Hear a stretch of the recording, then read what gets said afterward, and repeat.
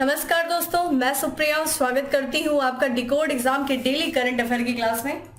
दोस्तों, आज हम अपनी करंट अफेयर की क्लास में डिस्कस करेंगे 6 जून 6 जून से रिलेटेड करंट अफेयर को। तो चलिए जल्दी से आप सभी लोग सेशन से जुड़ जाइए, सेशन को शेयर कर दें आप सभी लोग। और जैसा कि आपसे रोज कहती हूँ, करंट अफेयर की क्लास बहुत ही ज्यादा इंपॉर्टेंट है और जो लोग प्रीवियस ईयर्स के क्वेश्चन सॉल्व कर रहे होंगे उन्हें ये बिल्कुल पता होगा कि कितने जो है ज्यादा से ज्यादा प्रश्न आजकल करंट अफेयर से पूछे जा रहे हैं। ठीक है, इवन आपके स्टैटिक्स पोर्शन भी वो करंट अफेयर से रिलेट करके पूछा जा रहा है। तो बहुत ही इंपॉर्टेंट रहती है करंट अफेयर की क्लास। तो कोशिश क्या करिए, डेली क्लास को फॉलो करिए और ना सिर्फ फॉलो करिए बल्कि अपनी शॉर्ट नोट्स भी बनाइए रिवीजन के लिए। चलिए दोस्तों, स्टार्ट करते हैं अपनी क्लास। और क्लास स्टार्ट करूं उसके पहले कहना चाहूंगी कि जल्दी से चैनल को सब्सक्राइब कर लीजिए, बेल आइकन को प्रेस कर लीजिए। इससे आपको चैनल से रिलेटेड हर क्लास की वीडियो का प्रॉपर नोटिफिकेशन मिलेगा और आपकी कोई भी क्लास मिस नहीं होगी। इसी के साथ स्टार्ट करते हैं अपने सबसे पहले जो है प्रश्न की तरफ बढ़ते हैं कि हाल ही में कहां से मध्यम दूरी की बैलिस्टिक मिसाइल अग्नि-1 का सफल परीक्षण किया गया है। तो अभी हाल ही में अग्नि-1 का सफल परीक्षण किया गया है, जो कि एक मध्यम दूरी की बैलिस्टिक मिसाइल है। कहां से किया गया है? ऑप्शंस आप जो है ऑप्शन आपसे पूछा जा रहा है, ऑप्शंस आपके सामने हैं और यहाँ पे देखिए 4 स्टेट्स के नेम है। तो जिन्हें आंसर पता है साथ ही साथ आंसर करते हुए चलिए। और दोस्तों, इसका जो करेक्ट आंसर है वो है ए, ठीक है, उड़ीसा। तो उड़ीसा में दोस्तों, जैसा कि आपको पता है, जो अब्दुल कलाम, ठीक है, द्वीप है जिसे हम पहले व्हीलर द्वीप के नाम से जानते थे, तो वहां से, ठीक है, डीआरडीओ यानी कि रक्षा अनुसंधान और विकास संगठन, उन्होंने उड़ीसा के अब्दुल कलाम द्वीप से सतह से सतह मार करने वाले और परमाणु हथियार ले जाने में सक्षम मध्यम दूरी की बैलिस्टिक मिसाइल अग्नि-1 का सफल परीक्षण किया है। किसके द्वारा किया गया? डीआरडीओ के द्वारा किया गया। ध्यान रखिएगा, अग्नि-1 की बात करें दोस्तों तो ये सरफेस टू सरफेस जो है ये मिसाइल है और इतना ही नहीं, ये परमाणु हथियारों को भी ले जाने में सक्षम मिसाइल है। उड़ीसा के, ठीक है, अब्दुल कलाम द्वीप से इसका जो है सफल परीक्षण किया गया। इसकी मारक क्षमता की बात किया जाए तो ध्यान रखिएगा, ये एक ठोस इंजन आधारित ये मिसाइल है और इसकी मारक क्षमता देखा जाए तो 900 से लेकर के 1000 किलोमीटर के तक है। अग्नि-1 की बात किया जाए दोस्तों तो ये भारतीय सशस्त्र बलों के जखीरे में शामिल पहला और एकमात्र ठोस इंजन आधारित मिसाइल है। इसकी अन्य विशेषताओं की बात किया जाए तो देखिए, ये देश में निर्मित की गई है। ये 15 मीटर लंबी है और 12 टन जो है वजन तक का प्रक्षेपास्त्र 100 किलोग्राम भार के परमाणु आयुध ले जाने में ये सक्षम है। ठीक है, देखा जाए तो ये ध्यान रखिएगा, काफी महत्वपूर्ण है अग्नि-1। ठीक है, तो कहां से किया गया है? उड़ीसा के अब्दुल कलाम द्वीप से इसका जो है सफल परीक्षण किया गया। आते हैं अगले प्रश्न पे, लेकिन उसके पहले हम देखेंगे उड़ीसा से संबंधित कुछ और भी न्यूज को। दोस्तों, उड़ीसा सरकार की बात किया जाए तो उड़ीसा सरकार ने बीज प्रणालियों के लिए मानक संचालन प्रोटोकॉल के अनुसार पारंपरिक बाजरा किस्मों को जारी करने के लिए प्लेंड्रिस वैरायटी रिलीज कमेटी नामक एक समिति की स्थापना की है। ध्यान रखिएगा, आपसे पूछा जा सकता है कि जो पारंपरिक बाजरा किस्मों को जारी करने के लिए किस राज्य के द्वारा प्लेंड्रिस वैरायटी रिलीज कमेटी नामक एक समिति की स्थापना की गई है। तो ये उड़ीसा सरकार के द्वारा किया गया है। यहाँ पे हम बात करें उड़ीसा सरकार के द्वारा तो ये सदियों से आदिवासी किसानों द्वारा संरक्षित स्वदेशी बाजरा किस्मों को जारी करने के लिए एक प्रोटोकॉल विकसित करने वाला उड़ीसा जो है ये भारत का पहला राज्य। ठीक है, तो जो संरक्षित स्वदेशी बाजरा जो किस्म है उनको जारी करने का प्रोटोकॉल विकसित करने वाला भारत का पहला राज्य दोस्तों कौन है? वो है उड़ीसा है। तो उड़ीसा से रिलेटेड ये कुछ महत्वपूर्ण करेंट्स है जो आपके लिए जरूरी है। अब बात करते हैं दोस्तों अगले प्रश्न की कि हाल ही में किसके द्वारा प्रधानमंत्री स्वनिधि मोबाइल ऐप शुरू किया गया है, यानी कि पीएम स्वनिधि मोबाइल ऐप जो है किसके द्वारा शुरू किया गया। वहीं पे हम बात करेंगे कि प्रधानमंत्री स्वनिधि योजना है ये किससे संबंधित है, बेसिकली ये किस ग्रुप को टारगेट करने के लिए ये योजना शुरू की गई थी, हम इसके बारे में भी बात करेंगे। यहाँ पे देखिए केंद्रीय मंत्रियों के नाम लिखे हुए हैं, जिसमें से हम बात करें तो केंद्रीय मंत्री हरदीप सिंह पुरी ने प्रधानमंत्री स्वनिधि मोबाइल ऐप शुरू किया है। जैसे कि 1 जून 2023 की दोस्तों बात किया जाए, प्रधानमंत्री स्वनिधि योजना ने अपने 3 वर्षों का जो है कार्य पूरा किया है। तो 3 वर्ष हो गए हैं और इसी के साथ 3 साल जो है जो इस योजना के पूरे होने का जश्न मनाया गया। और इसी के साथ देखा जाए तो केंद्रीय मंत्री हरदीप सिंह पुरी आवास और शहरी मामलों के मंत्रालय, ठीक है, ने स्ट्रीट वेंडर्स के लिए प्रधानमंत्री स्ट्रीट वेंडर्स आत्मनिर्भर निधि, देखिए प्रधानमंत्री स्वनिधि का फुल फॉर्म ध्यान रखिएगा, प्रधानमंत्री स्ट्रीट वेंडर आत्मनिर्भर निधि, यानी कि जो स्ट्रीट वेंडर्स होते हैं, ठीक है, उनको आत्मनिर्भर करने के लिए निधि प्रदान की जाएगी इस योजना के तहत। किस योजना के तहत? प्रधानमंत्री स्वनिधि योजना के तहत। और इसी योजना के तहत अभी जो इस योजना ने अपने 3 साल का कार्यकाल पूरा किया है, और इसी के तहत देखा जाए तो ऋण आवेदन, ठीक है, ऋण आवेदन प्रक्रिया को आसान बनाने के लिए आवास और शहरी मामलों के मंत्रालय ने एक मोबाइल ऐप लॉन्च किया है, ठीक है, प्रधानमंत्री स्वनिधि मोबाइल ऐप को देखा जाए तो योजना के 3 साल पूरे होने के अवसर पर जो कार्यक्रम आयोजित किया गया था, उस कार्यक्रम के दौरान जो है इस ऐप को जो है लॉन्च किया गया। और बात करें प्रधानमंत्री स्वनिधि योजना को लॉन्च कब किया गया था दोस्तों? 1 जून 2020 को। ध्यान रखिएगा, योजनाओं के जो है क्रम पूछ देता है कि किस वर्ष कौन सी योजना शुरू की गई।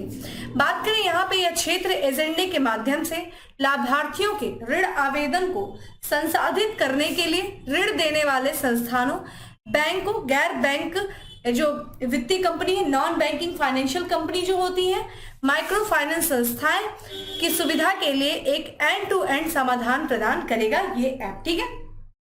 देखा जाए ये अब हम बात कर लेते हैं जो प्रधानमंत्री स्ट्रीट वेंडर्स आत्मनिर्भर निधि योजना के बारे में। तो ये शहरी क्षेत्रों में, ध्यान रखिएगा, शहरी क्षेत्रों में अपने व्यवसाय को फिर से शुरू करने में मदद के लिए लगभग 50 लाख स्ट्रीट वेंडर्स को 1 वर्ष के कार्यकाल के लिए, ठीक है, 10,000 रुपए के, ठीक है, संपार्श्विक मुक्त कार्यशील पूंजी ऋण प्रदान करने के लिए ये योजना शुरू की गई थी, ठीक है। तो 10,000 रुपए तक का क्या किया जाएगा? उनको ऋण उपलब्ध कराया जाएगा, और जिससे कि वो अपने व्यवसाय को फिर से शुरू करें, ठीक है, फिर से शुरू करने में जो है मदद मिल सके। तो स्ट्रीट वेंडर्स के लिए बेसिकली जो है ये ऋण सुविधा उपलब्ध कराने के लिए प्रधानमंत्री स्वनिधि योजना शुरू की गई थी 1 जून 2020 को, ठीक है। आइए इसी के साथ कुछ और भी देख लेते हैं।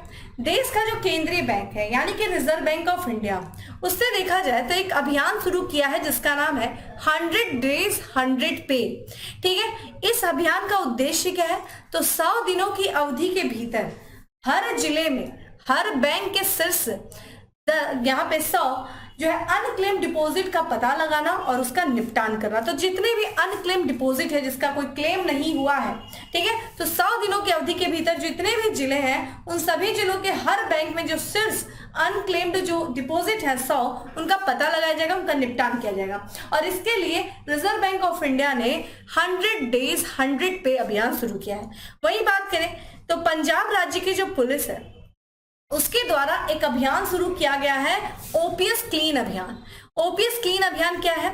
ये देखा जाए जो नशीली दवाओं की व्यावसायिक मात्रा में जो शामिल व्यक्ति हैं उनकी निगरानी के लिए ओपीएस क्लीन अभियान शुरू किया गया है पंजाब राज्य पुलिस के द्वारा।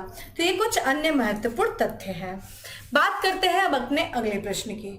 उत्तराखंड में एडवांस माउंटेनियरिंग यानी कि यहाँ पे देखा जाए पर्वतारोहण कोर्स पूरा करने वाली पहली महिला एनसीसी कैडेट कौन बनी है? इसका करेक्ट आंसर है दोस्तों शालिनी सिंह, ठीक है। शालिनी सिंह लखनऊ की हैं, ये उत्तर प्रदेश के जो है राजधानी लखनऊ की हैं, और शालिनी सिंह जो है देश की पहली महिला एनसीसी कैडेट में के रूप में उत्तराखंड के हिमालयी क्षेत्र में पर्वतारोहण कार्यक्रम पूरा करने वाली ये पहली महिला बन गई है। इसी के साथ इन्होंने इतिहास रचा है। ये 20 वर्ष की हैं, ये लखनऊ की हैं ये शालिनी सिंह, और इन्होंने एनसीसी कैडेट में उन्नत पर्वतारोहण कार्यक्रम को पूरा किया, और इसी के साथ ये पहली महिला कैडेट बनी है। बात करें ये जो परीक्षण हुआ था ये कठिन परिस्थितियों में जैसे कि सब जीरो -14 डिग्री सेल्सियस तापमान के साथ आयोजित किया गया था। इसके साथ उन्होंने पाठ्यक्रम के तहत उत्तराखंड के उत्तरकाशी जिले में ड्रिंग घाटी में लगभग 15,400 फुट की चोटी की चढ़ाई भी की, ठीक है। तो ध्यान रखिएगा, शालिनी सिंह नाम याद रखिएगा ये। अब बात कर लेते हैं एनसीसी के बारे में, यानी कि नेशनल कैडेट कोर, राष्ट्रीय कैडेट कोर की बात करें दोस्तों। इसकी जो ये सक्रिय कब से हुआ ये कैडेट कोर, तो ये 16 जुलाई 1948 से। हेडक्वार्टर की दोस्तों बात किया जाए तो नई दिल्ली इसका हेडक्वार्टर है, और प्राथमिक उद्देश्य की बात किया जाए तो देश के युवाओं को अनुशासित और देशभक्त नागरिकों में विकसित करना। क्या है ये? जितने जो इस एनसीसी का उद्देश्य है। आइए कुछ और भी बात कर लेते हैं देश और विदेश की जो महिलाओं के द्वारा, ठीक है, जो उपलब्धियां हासिल की गई हैं उनके बारे में। जैसे कि बात करें 2023 में अंतरिक्ष मिशन में जाने वाली सऊदी अरब की पहली महिला अंतरिक्ष यात्री बनी है दोस्तों रायना बरवान, ठीक है, बरनावी, जिनकी तस्वीर आप स्क्रीन पे देख रहे हैं। ये प्रश्न अपने आप में बहुत ही इंपॉर्टेंट है। वहीं देखा जाए वायुसेना पदक पाने वाली पहली महिला अधिकारी बनी है कौन दोस्तों? दीपिका मिश्रा। एशिया की पहली महिला लोको पायलट कौन है जो अब वंदे भारत का संचालन करती है? तो वंदे भारत को चलाने वाली भी ये पहली महिला है, सुरेखा यादव। इसी के साथ साथ ये एशिया की पहली महिला लोको पायलट भी थी। तो ये काफी इंपॉर्टेंट तथ्य है, ये फैक्ट है आपके एग्जाम के लिए।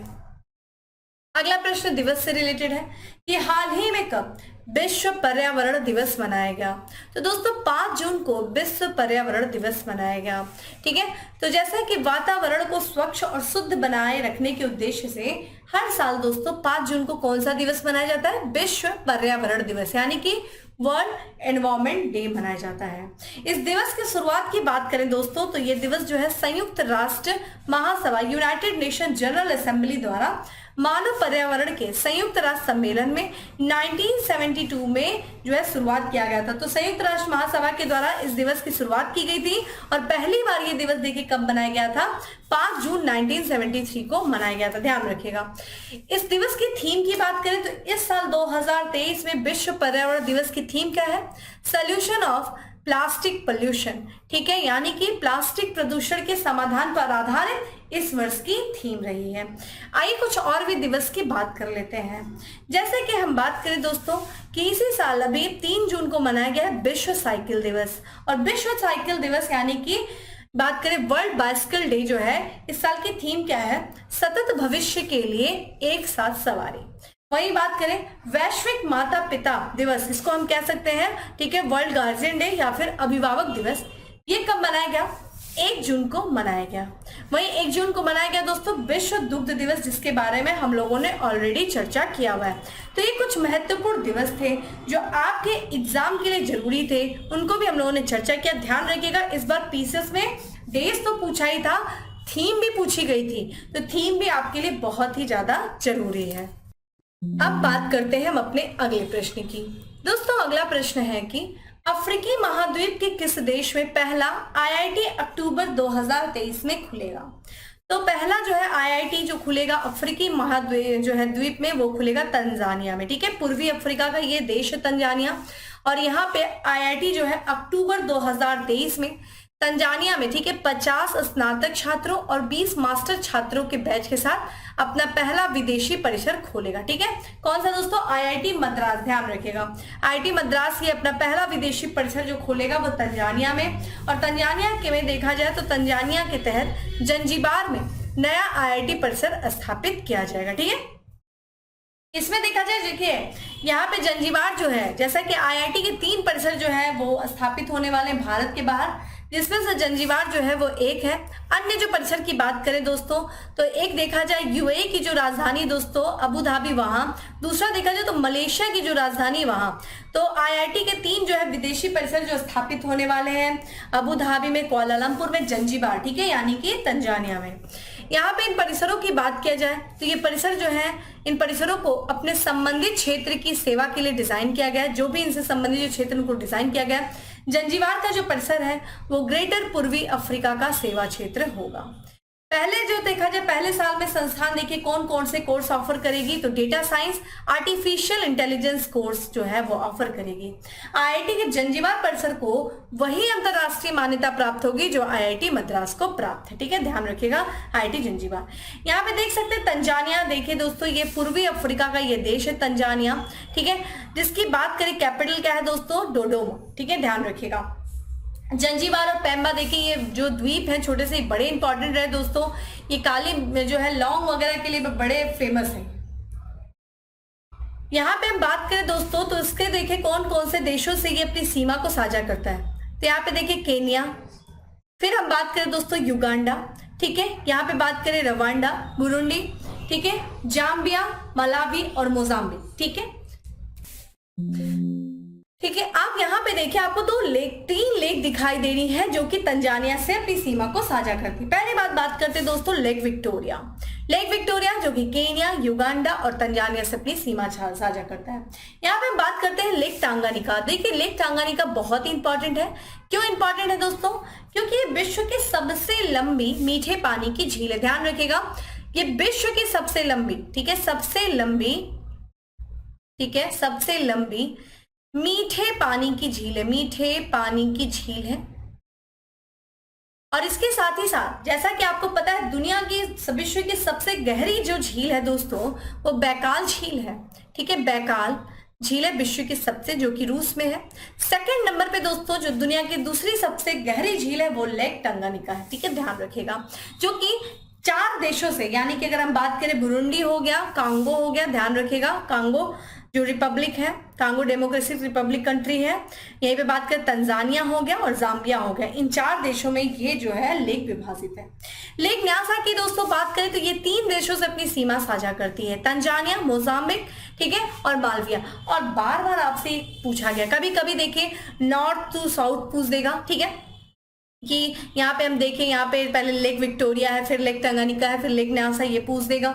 बाउंड्रीज पूछ देगा किन किन देशों से लगती है, वहीं साथ में आपसे ये भी पूछ देगा कि इनकी विशेषताएं क्या है। ये सब लेक आपके लिए इंपॉर्टेंट है। अब बात करते हैं दोस्तों यहाँ पे कुछ और भी तथ्यों की, जैसे कि भी हाल ही में हम लोगों ने देखा कि एडिनबर्ग विश्वविद्यालय और यूके में भारतीय वाणिज्य दूतावास ने हिंदी भाषा में पहला ओपन एक्सेस कोर्स बनाने के लिए सहयोग किया है। तो हिंदी भाषा में पहला ओपन एक्सेस कोर्स जो बनेगा वो एडिनबर्ग विश्वविद्यालय में बनेगा।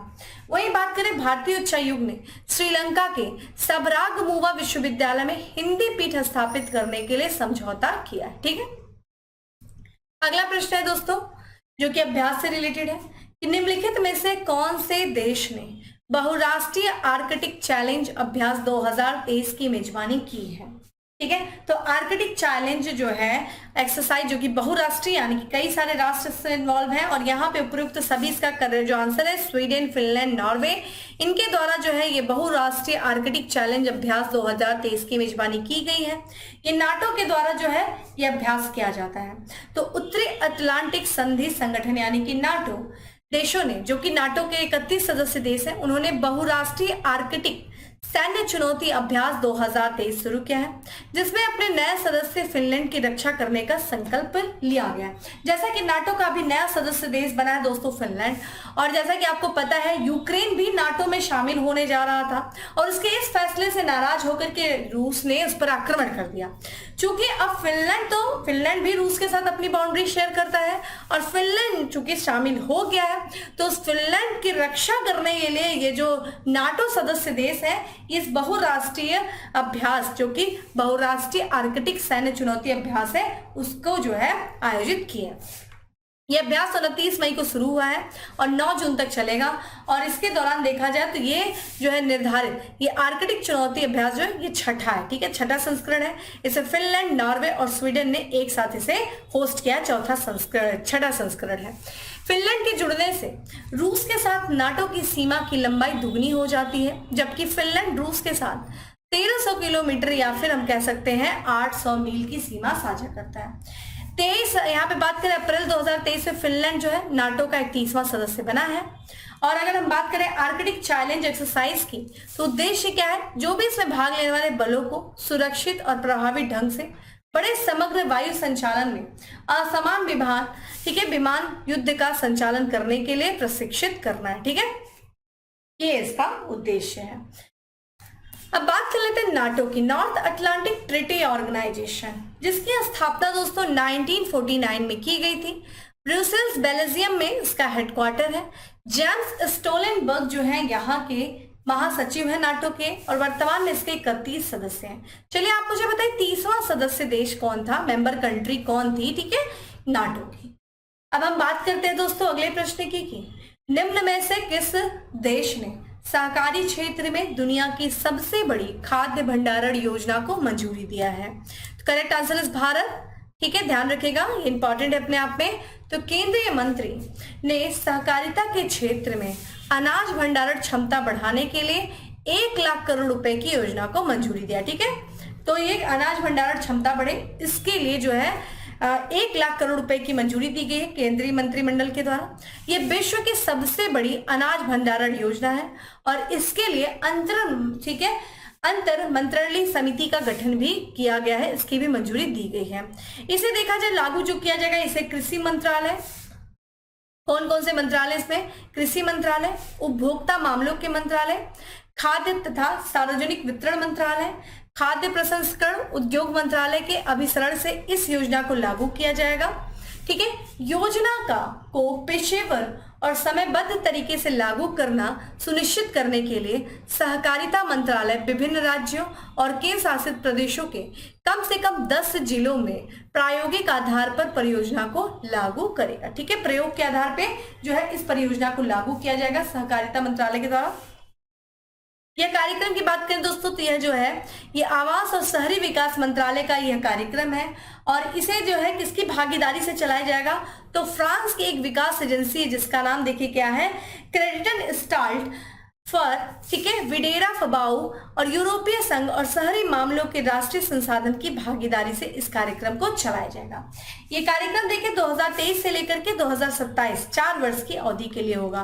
तो ध्यान रखिएगा ये जो है विश्व की सबसे बड़ी अनाज भंडारण योजना जो शुरू की गई है दोस्तों, ये मंजूरी दिया गया है भारत के केंद्रीय मंत्रिमंडल के द्वारा। ठीक है, अब बात करते हैं दोस्तों अपने अगले प्रश्न की।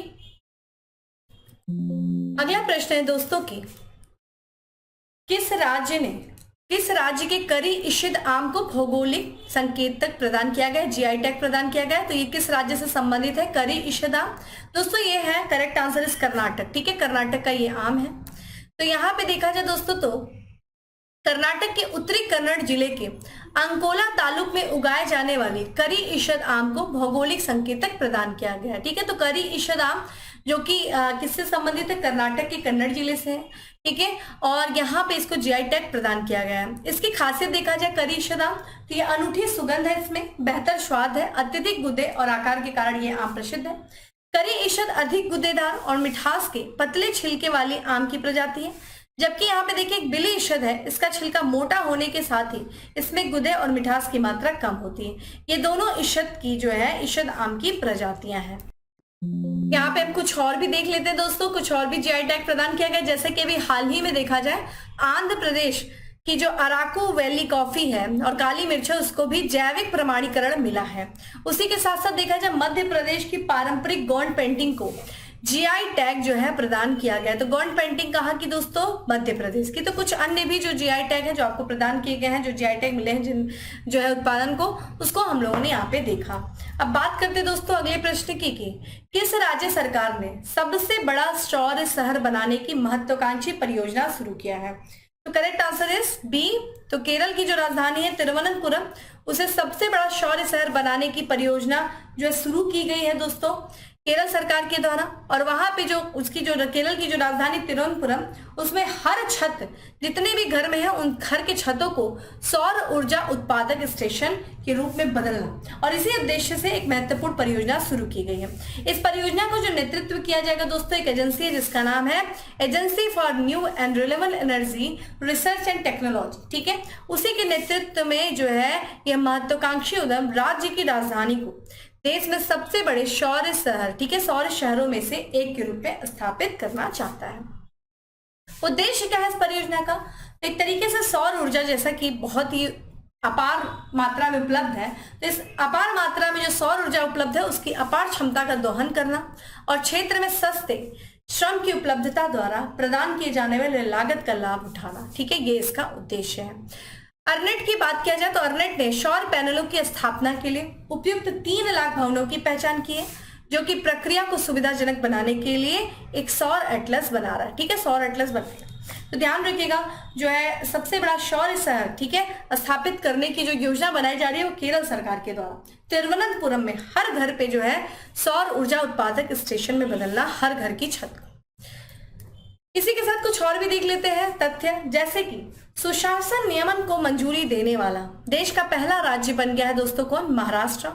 वही बात करें 100% विद्युतीकृत रेलवे नेटवर्क वाला भारत का पहला राज्य जो बना है वो बना है हरियाणा। अगला बात करें विंटेज वाहनों के लिए अलग पंजीकरण करने वाला पहला जो राज्य बना है वो है उड़ीसा। और नेक्स्ट है अज्ञात शवों का डीएनए डेटाबेस तैयार करने वाला पहला राज्य जो बन गया वो है हिमाचल प्रदेश। ठीक है, आते हैं लास्ट प्रश्न में कि एडगर रिक्विंकिस, ठीक है, रिंक्वेविक्स किस देश के पहले सब लैंगिक राष्ट्रपति बने हैं? तो आपसे देखिए पूछा जाएगा कि ये किस देश के नए राष्ट्रपति बने हैं एडगर, तो ध्यान रखिएगा लातविया। ठीक है, ये बाल्टिक नेशन है लातविया, वहां के नए जो राष्ट्रपति बने हैं वो एडगर रिंकेविक्स बने हैं। ठीक है, तो यहाँ पे देखिए ये लातविया के नए राष्ट्रपति बने हैं एडगर रिंकेविक्स और ये पहले समलैंगिक राष्ट्रपति चुने गए। इसके पहले देखिए ये 2016 से उस लातविया के ये विदेश मंत्री थे और राज्य में प्रमुख के रूप में उन्हें यूरोपीय संघ के सभी देशों ने पहला खुले तौर पर एक समलैंगिक राष्ट्रपति बनाया है। ये देखिए 8 जुलाई को अपना पदभार ग्रहण करेंगे और इन्होंने देखा जाए एक जो है वोट जो हुआ था उसमें यूनिटी पार्टी के एक सदस्य, ठीक है, जो है जिनका नाम है रिंकेविक्स, इनको 100 सीट थी। 100 सीटों में जो विधायिका में 52 सीटें मिली हैं और चूंकि 100 सीटों में देखिए 51 सीट होता है जीत के लिए, तो एक सीट इनको अधिक मिली है। जबकि इन्हीं के जो निकटतम प्रतिद्वंदी थे ठीक है, यहाँ पे देखा जाए तो उल्लिस पिलेंस, इनको देखा जाए तो ये तीसरे दौर में चुनाव का मात्र 25 वोट मिला। ये सवाल इंपॉर्टेंट नहीं है दोस्तों, इंपॉर्टेंट है कि लातविया के नए जो राष्ट्रपति बने हैं क्या नाम है, एडगर रिंकेविक्स नाम है।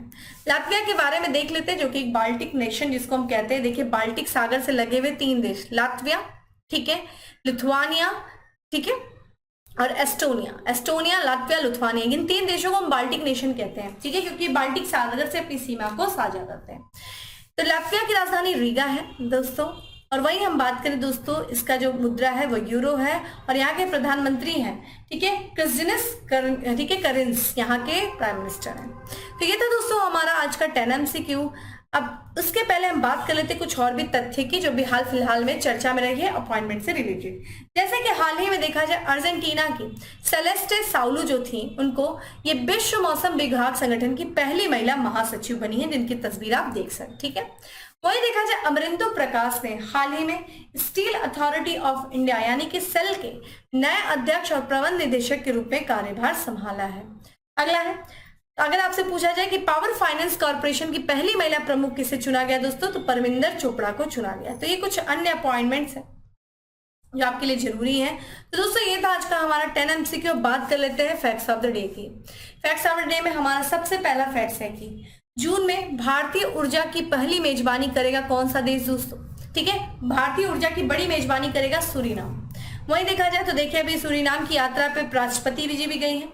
American society of mechanical engineers द्वारा प्रतिष्ठित 2023, ठीक है, टिमोंच को मेडल का प्राप्तकर्ता नामित किया गया किसे, गुरु स्वामी रविचंद्रन को। वहीं देखा जाए एयरलाइन को 2023 की पर्यावरण जो है एयरलाइन के रूप में नामित किया गया, कौन से एयरलाइन को, एहतियात एयरवेज को। वहीं देखा जाए हाल ही में जारी फोर्ब्स की रिपोर्ट के अनुसार विश्व का सबसे मूल्यवान फुटबॉल क्लब बना है कौन दोस्तों, रियल मैड्रिड, ठीक है। वहीं 2025 में IUCN के विश्व संरक्षण कांग्रेस की मेजबानी के लिए बोली जीती है, या फिर जो IUCN की जो विश्व संरक्षण कांग्रेस की मेजबानी की जाएगी किसके द्वारा, यूनाइटेड अरब अमीरात के द्वारा किया जाएगा। तो दोस्तों ये था आज का हमारा 10 MCQ और साथ ही साथ फैक्ट्स ऑफ द डे। उम्मीद करती हूँ आपको अच्छा लगा हो दोस्तों। अच्छा लगा हो तो लाइक कर दीजिए, शेयर कर दीजिए और डेली करंट अफेयर की जो PDF है वो आपको टेलीग्राम ग्रुप पे अवेलेबल है, जिसका लिंक आपको डिस्क्रिप्शन बॉक्स में दिया हुआ है। जाइए डाउनलोड करिए, ना सिर्फ डाउनलोड करिए बल्कि अपने शॉर्ट नोट्स बनाइए, रिवीजन करिए। फिर मिलेंगे दोस्तों हम अपने अगले सेशन में, तब तक के लिए bye, have a good day, stay safe and stay happy.